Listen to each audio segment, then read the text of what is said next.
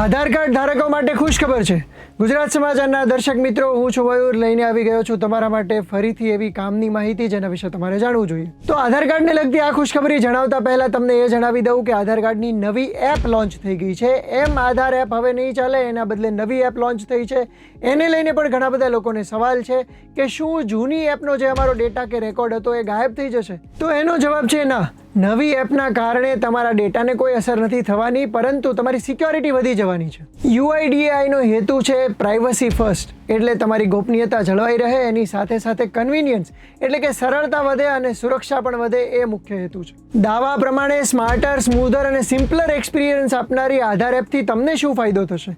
પહેલું તો single click બાયોમેટ્રિકનું feature મળશે, એટલે લોક અનલોક માટે પાસવર્ડ યાદ રાખવાની ઝંઝટથી પણ છુટકારો મળશે। બીજું છે ફેસ આઈડી ઓથેન્ટિકેશન। મિત્રો, આજના સમયમાં ફેસ વેરિફિકેશન ખૂબ જ જરૂરી ફીચર છે જે હવે ઇન્ટ્રોડ્યુસ કરી દેવામાં આવ્યું છે। એ સિવાય proof of presence, authentication history અને જ્યારે તમારે આધાર કોઈ જગ્યાએ શેર કરવું હોય તો એના માટે QR બેઝડ આધાર પણ તમને મળશે। એટલા માટે હોટેલ ચેકિન કે બીજી કોઈ જગ્યાએ જ્યારે તમારી પાસે આધાર માંગવામાં આવે છે ત્યારે તમારે સંપૂર્ણ ડિટેલ્સ આપવાની જરૂર નથી। આ સિવાય જ્યારે તમારે એ આધાર ડાઉનલોડ કરવું હોય ત્યારે સરળતાથી એ પણ ડાઉનલોડ થઈ જશે, અને આધાર સેવા કેન્દ્રમાં જો અપોઇન્ટમેન્ટ બુક કરવી હોય તો એ પણ સરળતાથી થશે।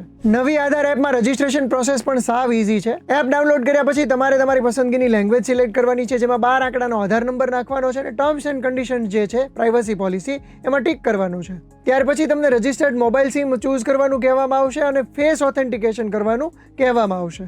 હવે જો તમારે આ એપથી પોતાનું એડ્રેસ બદલવું હોય તો શું કરવાનું? તો તમારે એપમાં સર્વિસીસ નામનો ઓપ્શન છે એમાં જવાનું, ત્યાર પછી એડ્રેસ અપડેટમાં જવાનું અને તમારું જે નવું સરનામું છે એનું કોઈ પ્રમાણિત ડોક્યુમેન્ટ સાથે રાખવાનું। એટલે જો તમારી પાસે લાઇટ બિલ હોય, રેન્ટ અગ્રીમેન્ટ હોય તો એની કોપી અપલોડ કરવાની રહેશે। જો તમારી પાસે નવા રહેઠાણનું કોઈ એડ્રેસ પ્રૂફ ના હોય તો તમારા પિતાજીનું કે પરિવારના કોઈ સભ્યનું પણ ચાલી શકે છે। મિત્રો, નવું એડ્રેસ અપડેટ થવામાં કુલ 15 દિવસ જેટલો સમય લાગી શકે છે।